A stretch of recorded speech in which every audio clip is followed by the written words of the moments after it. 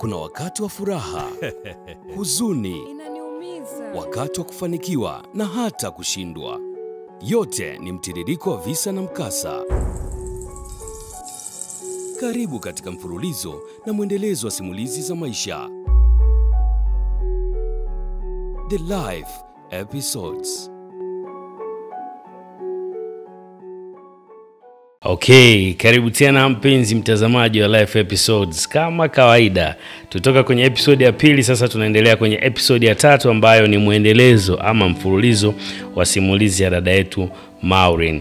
Usisahau kusubscribe kwenye channel yetu ya Life Episodes podcast ambayo utaipata ndani ya YouTube, lakini kwenye TikTok utaipata kama life.episodes. Lakini kwenye mtandao wa Instagram andika lifeepisode.podcast utakuwa umeipata na utaendelea kuenjoy yale yote ambayo tunaendelea kuyatoa kama simulizi au mtiririko wa masuala yote ya maisha ambayo yanatuhusu sisi wanadamu. Yes, katika episode ya leo tutakwenda kuendelea kuangalia mtiririko wa historia ya Maureen. Yes, naomba sasa tuende moja kwa moja kwenye historia ya Maureen. Maureen tulishia alisema kwamba alipofika Dar es Salaam alikwenda moja kwa moja kwenye hoteli na alikuwa ameachana na yule dereva wa yule mzee ambaye alikuwa ameambatana naye kwenye gari. Basi alipoachana yeye aliingia kwenye hoteli, na alipokuwa ameingia kwenye hoteli Maureen alipata nafasi ya kwenda kupumzika, kwa maana kwamba kufanya maandalizi ya kuweza kulala. Lakini Maureen wakati anaendelea na maandalizi yake ya kulala, Maureen anasema kwamba alipata simu ya kwenye chumba chake ilipigwa. Na alisita kupokea kwa sababu sio mambo ambayo ameyazoea. Maureen anasema nilisita kidogo, lakini baadaye nilienda nikachukua ile simu, nikapokea na nikasikia sauti ya kike ambayo ilikuwa ni reception. Ajitambulisha kwamba yeye ni Elizabeth na yuko reception, lakini hapa kuna mgeni wako. Niliamaki nikasema mgeni wangu tena Dar es Salaam, na sijawahi kufika Dar es Salaam hata siku moja, inakuwaje tena napata mgeni?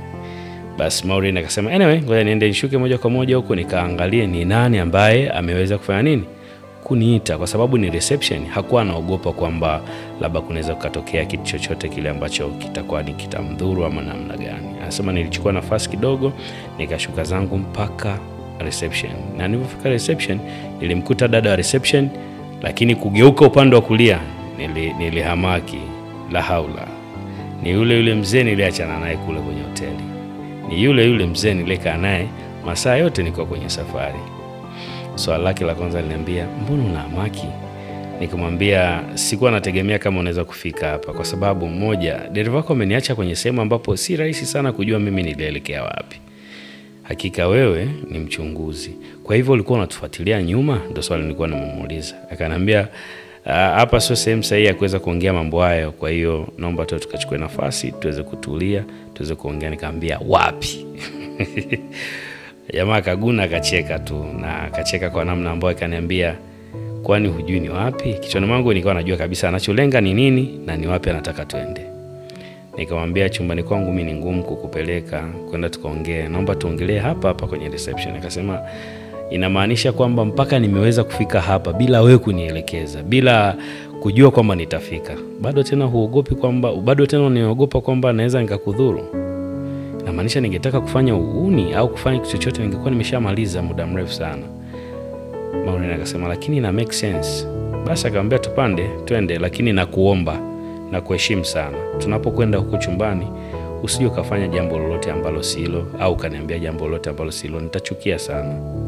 Basi tukatoka tukaenda moja kwa moja chumbani. Maureen anasema alipofika chumbani alifungua mlango akaingia akakaa, lakini moja kwa moja pale kuna kochi, lakini moja kwa moja mwamba alienda wapi? Alienda kitandani. Akaenda akakaa, akamwambia mbona umeenda kukaa kitandani? Mimi nitegemea mimi ndo niende kukaa kitandani, lakini sio wewe kwenda kukaa kitandani. Akamwambia relax, wewe kila kitu unakiproject, lakini relax, niko hapa kwa ajili ya kuongea. Akamwambia lazima yani nione hiyo mbele, yani lazima tu nifikiri, nijiongeze, kwa sababu moja wanaume nyinyi hamuaminiki. Akamwambia ni sahihi kabisa, unaonekana wewe ni msichana smart sana. Akamwambia namshukuru Mungu kwa sababu wazazi wangu walinilea kwa kuweza kujipenda, kujithamini na hata kuangalia ni nini ambacho nataka kukifanya. Kaambia yote hayo ni sifa basi za wazazi. Kwa hivyo naomba basi tuzungumze kile ambacho kimenileta hapa. Anasema Maureen, sikuwa mimi na Amani, nilienda nikakaa kwenye kochi, yeye nilimwachia nafasi aliyochagua akae kwenye kitanda.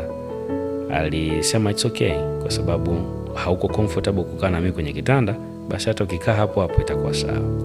Maureen anasema mzee aliniangalia, na alipokuwa ananiangalia kama dakika 2 asemi chochote. Mimi nikamuuliza, kwa ndo hutaki kuzungumza au vipi? Maureen anasema mzee amwambia na tafakari uumbaji wa Mwenyezi Mungu. Maureen, wewe ni msichana mrembo sana. Akamwambia nalifahamu hilo na asante sana.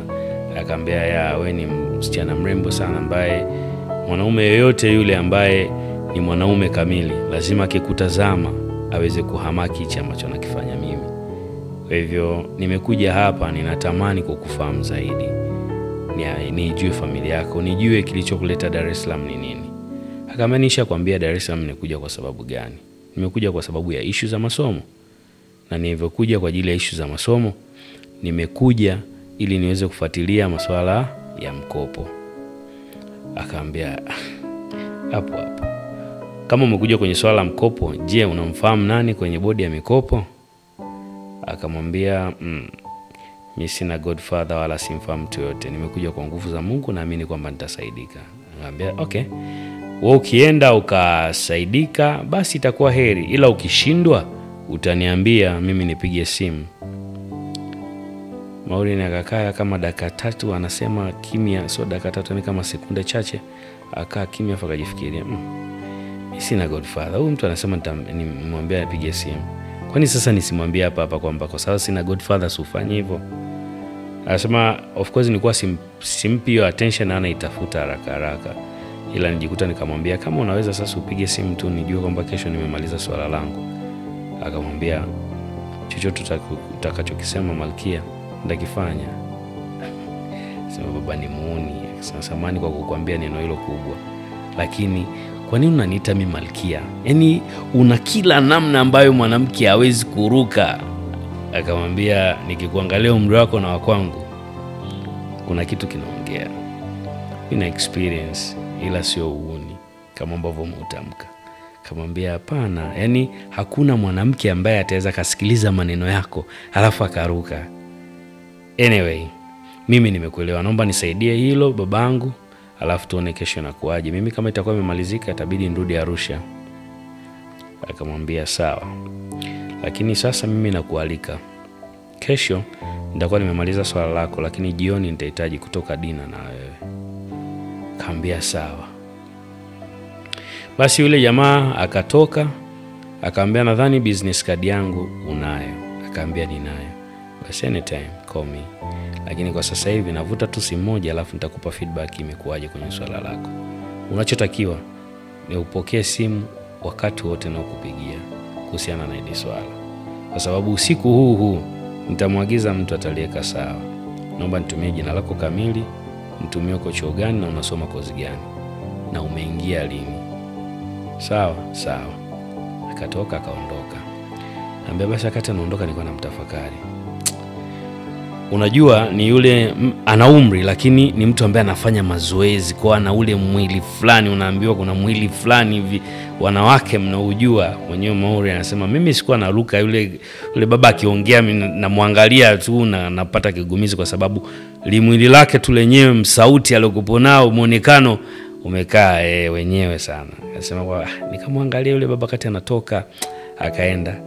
Pili nikasema jamani Maureen, mbona mimi sinaga hizi nani za baba ameningangania toka kwenye gari.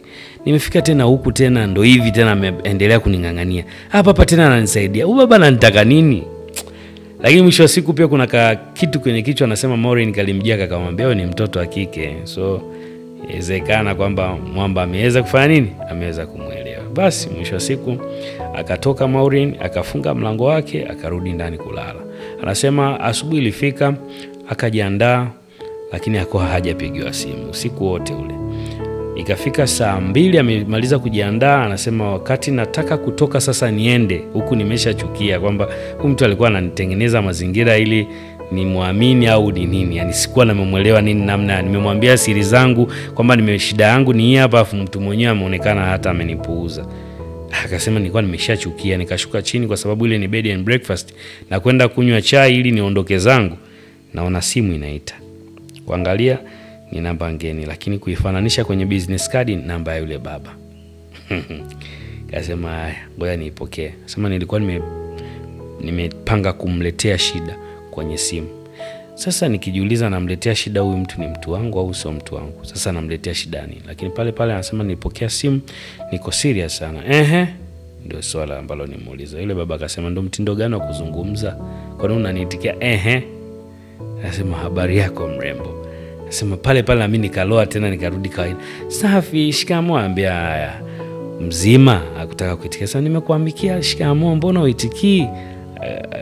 Akacheka tu yule baba. Anasema alicheka afu akamwambia unaendeleaje? Akamwambia mimi bwana nimesubiria, nimeona usiku kucha hujanipigia simu na uliniambia kabisa kwamba uko na mtu ambaye anaweza kafanya nini, akanaweza kanisaidia hili jambo. Yule baba anasema, akamwambia kuwa na subira, kuwa na utaratibu, niulize nimeamkaje, alafu baadaye sasa niulize swala langu limekuaje. Nikasema nilijisikia aibu, sababu anaenda na wewe taratibu na anakurudisha kwenye misingi. Nikamwambia naomba nisamehe, ndio maana nimekusalimia shikamoo, nilikuwa nategemea utaniitikia marahaba, ujambo hivyo. Sasa mwenyewe kwanza hata shikamoo utaki. Yule baba alirudia kicheko kama cha kwangu, hicho kicheko fulani hivi. Akamwambia kwa nini una rush? Kwa nini unataka unisalimie na nini? Ukiniambia tu mambo inatosha. Kaambia nilikuwa naona aibu, lakini akasema sawa basi mambo. Kaambia hapo sawa. Safi vipi? Shwari. Anasema sawa, swala lako nimelishughulikia na limeshakamilika. Unachohitajika wewe, nenda pale bodi ukaonane na jamaa, uweke sign kwenye vitu vyako, alafu kesho jioni nenda kwenye account kaangalie mzigo umeingizwa au hujaingizwa. Kweli? Akaambia I'm the man of the world. Nikisema kitu nimesema, maneno yangu siyatapiki. Nimekwambia nenda na kutumia namba sasa hivi, nenda pale bodi ya mikopo. Ukifika mpigie namba hiyo, mpigie huyo mtu, onana naye, usaini hizo document zako, alafu kaa jioni kifika kaangalie pesa imewekwa au pesa haijawekwa, nirudishie mimi feedback. Sasa by the way, jioni tuna appointment yetu, kwa hiyo means kwamba kesho utakuwa umeendelea kuwepo hapa ili uweze kuconfirm kwamba hizo fedha zimewekwa au hazijawekwa. Baada ya hapo unaweza kurudi Arusha au usirudi Arusha. Hasa nilipata kama kashoki hivi. Mbona mambo yameenda faster hivi? Huyu ni nani? Kwa sababu hakunieleza yeye ni nani. Of course tulienda kwenye hoteli aliyokuwa amefikia, tukaongea kidogo, baadaye akasema ana meeting, lakini sikuwa najua anafanya shughuli gani. Basi mimi nikatoka, nikanywa chai, nilikuwa nimalizia kunywa chai pale pale restaurant kwenye hiyo hoteli yangu nilipofikia. Nikatoka, nilivotoka nikaenda nikauliza tu, nikapanda magari, nikaelekea hadi bodi. Kufika bodi nikampigia, alikuwa ni mkaka kwenye ile namba. Basi akanipokea vizuri, nikaenda kanisainisha, nikakuta tayari ana karatasi, akaniambia tu sign hapa, nikapigwa passport, nikapewa nikapewa ile document, nikaambiwa hii utaipeleka chuoni, hii utabaki nayo wewe. Kama jamani, mbona mambo yameenda tu smooth? Basi mimi nikamshukuru Mungu. Anasema Maureen akajikuta kama anatamani kulia, na akamshukuru Mungu. Alivyomshukuru Mungu akarudi, anatoka sasa nje ya bodi. Yule kaka akamwambia hivi, kuna mtu pia nimeambiwa uende ukaonane naye baada ya kutoka hapa, ambaye atakupeleka sehemu ule, afu bosi atakuja. So bosi tena, kwa ina maanisha yule baba ni bosi wa bodi ya mikopo? Sikuwa nafahamu. Yule kaka akaambia mimi ndo nimeelekezwa hivyo. Baada ya kumaliza haya, basi ameniambia kuna huyu hapa, namba hii hapa. Sasa nilikuwa kama robot, yani kama mtu ameshika remote hivi, alafu anakucontrol, utoke hapa uende hapa, utoke hapa uende hapa. Nikasema yote ni heri, kwa sababu mwisho wa siku ninachokitafuta nakipata. Basi nikachukua namba, nikatoka nje. Nilipofika nje nikapiga ile namba. Kidogo akapokea mwanamke. Nikasema tena sauti ya mdada. Apokea mdada tena. what is this? Nikasema poa, ngoja nimsikilize. Yule dada akasema mambo poa. Akasema uko wapi? Nikamwambia niko bodi hapa. Akasema Maureen, akasema yule dada akamwambia dakika 5 nakuja hapa. Kweli chini ya dakika 5, hata sijafika dakika 5, huyu hapa. Mambo, wewe ndo Maureen? Akasema Akasema basi ndo mimi nimekuja kuchukua, twende. Sasa tunaenda wapi? Akasema twende, nimeagizwa twende ukapata chakula. Bosi alikuwa anahitaji kuonana na wewe. Bado tena anajiuliza bosi tena. Huyu dada anafanya kazi wapi naye? Basi wenyewe anamuita bosi mwamba. Haya, mimi nikapanda ndani ya gari, hao tukatoka. Nasema ndani ya gari basi yule dada alikuwa anaongea, yani uko charming, yani ni rahisi sana kukop naye. Mambo vipi? Arusha unasoma wapi? Niambia soma chuo kimoja cha masuala ya fedha. Sasa basi akaanza kuniambia mitaa ya Arusha hivi. Sasa mitaa ya Arusha mimi sijui. Nikamwambia mimi Arusha pia ni mgeni. Nikamwambia mimi najua wewe ndio umezaliwa pale, mimi nisiko umezaliwa pale. Mali sio zangu wewe pia unazifahamu. Basi nikasema sikutaka kuongea naye sana hivyo vitu, nikabidi nimpotezee tuongee mambo ya kawaida. Basi nikawa namuuliza tu Dar es Salaam nzuri, inaonekana pazuri, nini sema tu joto linanishinda. Basi hao tukatoka tukaenda moja kwa moja mpaka sehemu moja maarufu tu pale inaitwa Mlimani City. Tukaingia mule ndani, kuna mgahawa mmoja hapo, tukaenda kula chakula. Sasa wakati tunakula chakula, mwamba akatokea. Kaja na mshikaji mwingine ambaye ni pia ni kama lika moja hivi, kama washikaji wanafanana hivi, kila kitu yani wanafanana. Umri inamaanisha hata umri wanalingana. Basi yule jamaa akafika, akaniambia mambo vipi? Nikamwambia poa. Kamsalimia yule Vero, wakakumbatiana fulani hivi. Inawezekana huyu ni mke wake au ni mtu hivyo. Basi akasema wakafurahiana pale. Yule mshikaji naye akanisalimia mimi na mimi nikamsalimia hivyo. Tukakaa, wakaagiza chakula. Basi chakula kikaletwa. Tukala chakula pale. Baada ya kula chakula, wao maana walikuwa wamechelewa, inamaanisha walichelewa kumaliza chakula kwa sababu tukishakula ni muda sana. Anasema basi wakati wanakula wao tunapiga na story 2-3. Akaniambia lakini ukumbuke leo jioni tuna appointment yetu mimi na wewe, lakini nimeona sio mbaya kama nitamuita Vero na Jafet hapa watatoa company jioni, kwa sababu nimekuona wewe kama kidogo hauko comfortable ukiwa na mimi peke yangu. Ama jamani, kwa nini unaniaibisha hivyo mbele za watu? Kwa sababu mimi ni mwoga sana, mimi ni mtoto. Akasema no, kwa sababu tangu nilivyokuwa nikikufuata wewe nikiwa peke yangu, it seems kama you are not comfortable. So nimeamua ku bring along my friends ambao tutaenda nao. By the way, hawa ni colleagues wangu. Baba anaongea kwa namna fulani, akasema colleagues, okay? Niko sawa. Hawa ni colleagues wangu. Huyu anaitwa Jafet, yuko kwenye masuala ya fedha. This is Vero, na yeye pia yuko kwenye masuala ya supervision, lakini mengine mengi pia utayafahamu baadaye. Nikamwambia kampuni gani? Nikamwambia taratibu tu utajua zaidi, sawa? Nikamwambia it's okay. Poa.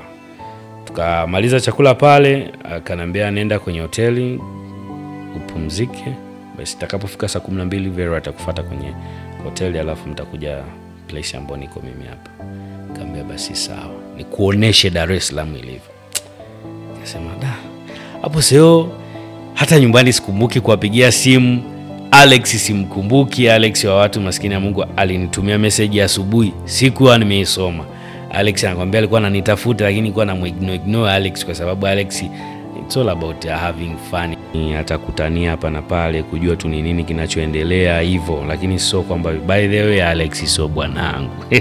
Anakuambia nimeshaanza na mimi kuingia kwenye mfumo, so nilikuwa nimebezi kwa mwamba kiasi, watoto wa mjini wenyewe wanasema. Basi nikarudi, anasema nikaingia pale kwenye kitanda, nikaingia ndani, nikapumzika pale, nikawasha feni, joto la Dar es Salaam mwenyewe niko wa mnyama kabisa, niko kama nilivyozaliwa, nikalala pale pigwa na upepo. Huko na wazawaza tu mambo. Namshukuru Mungu hapa nimekuja Dar es Salaam with no effort, nimepata msaada, nimekuja tena na msaada umeanzia kutoka Arusha mpaka nafika. Msaada huko hapo.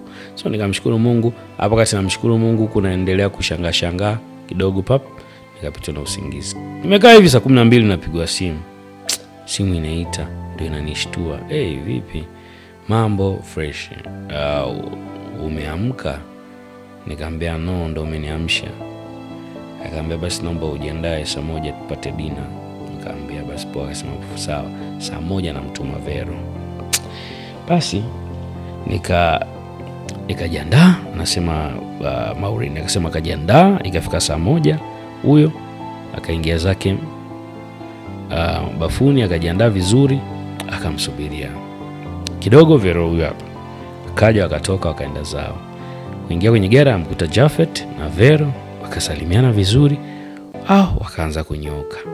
Wakati wanaenda, anasema stories za yule Vero na Jafet ndo zikanifanya nijue wanafanya shughuli gani pale mjini Dar.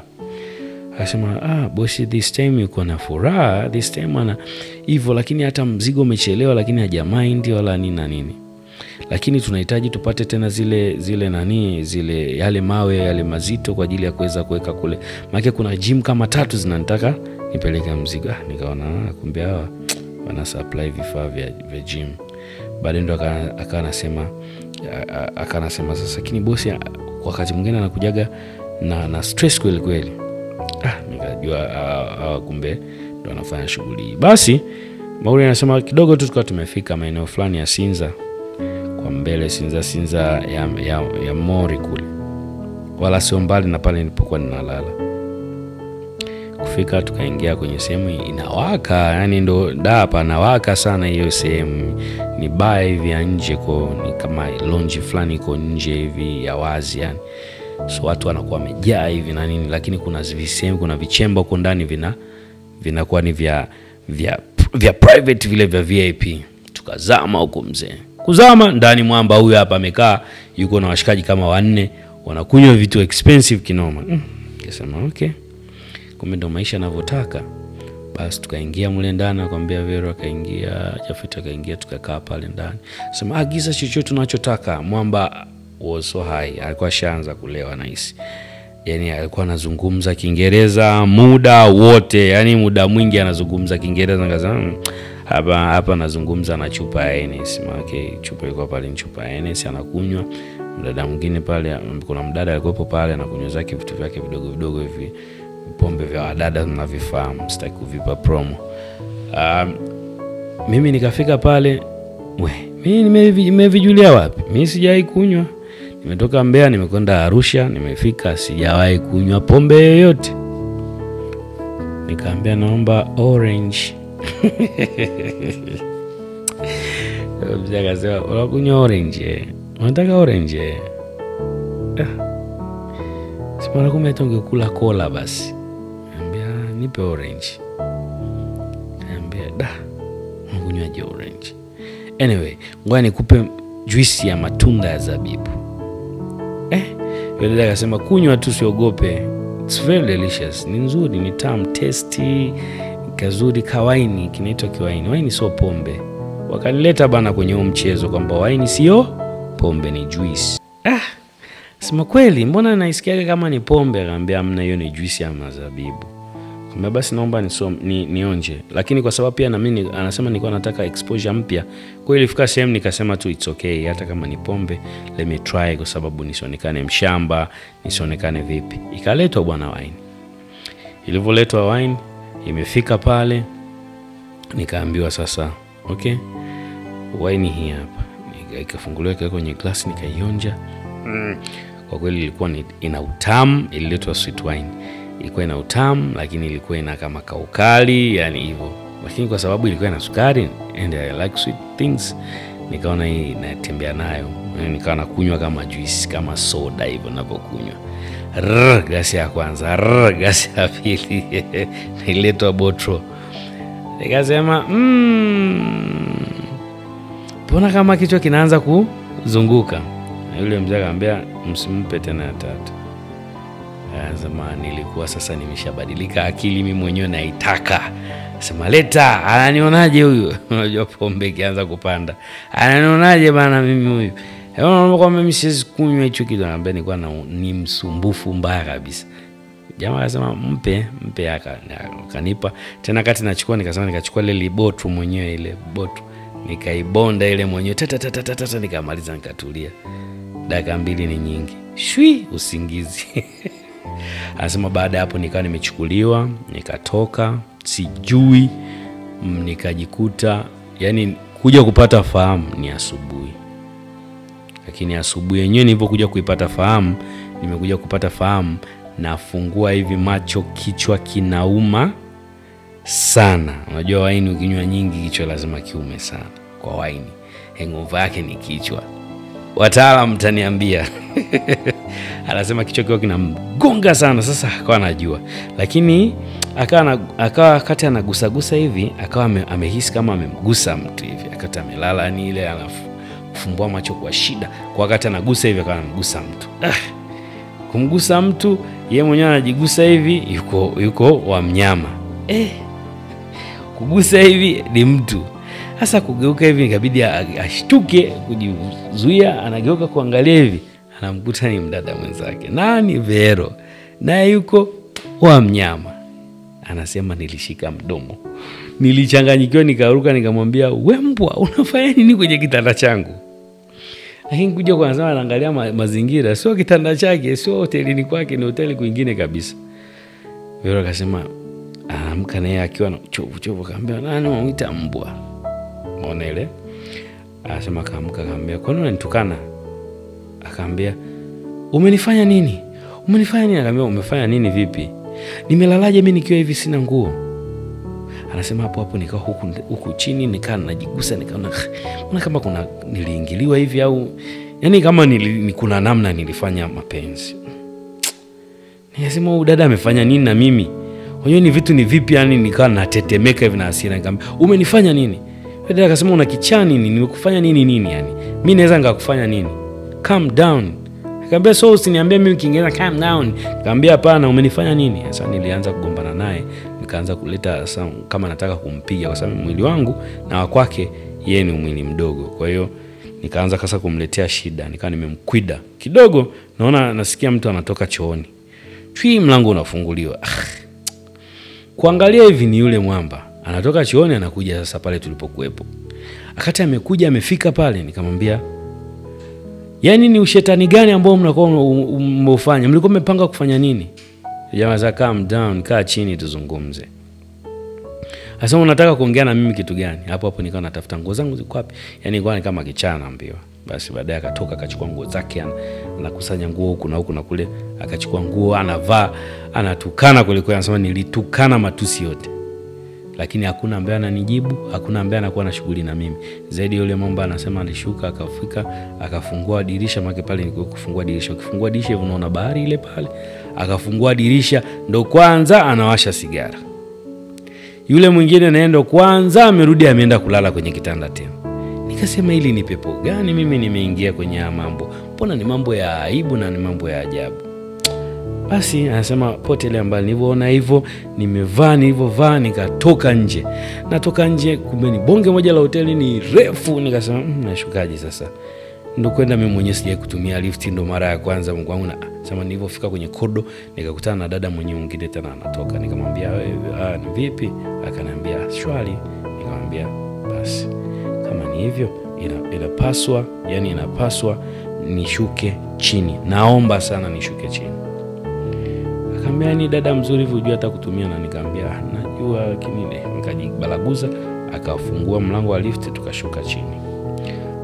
Mpaka tukafika chini. Tulipofika tu chini hivi anakuambia, tumefika, nikatoka nje kama kichaa, nikafika barabarani, nikaanza kutembea. Sijui naenda wapi.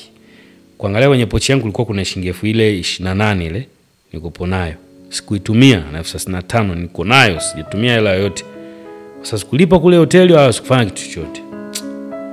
Bado nikatoka nikaita bodaboda. Kuita bodaboda nikamwambia nipeleke Sinza. Kanambia kutoka hapa mpaka Sinza ni shilingi 20,000. Ngasema nini? 20,000 nipeleke kwenye sehemu ya daladala ambapo nitafika Sinza. Kaka akasema nitakupeleka kwa shilingi 8,000. Sema kaka kwa nini anafanyia hivi bana, mimi 8,000 nitoa wapi? Basi nikaona kwa sababu nilikuwa na haraka afu nilikuwa nimechanganyikiwa, nikamwambia poa, hamna shida. Twende. Na tukatoka hapo tukapanda hao tukaenda. Kanipeleka hadi kwenye daladala.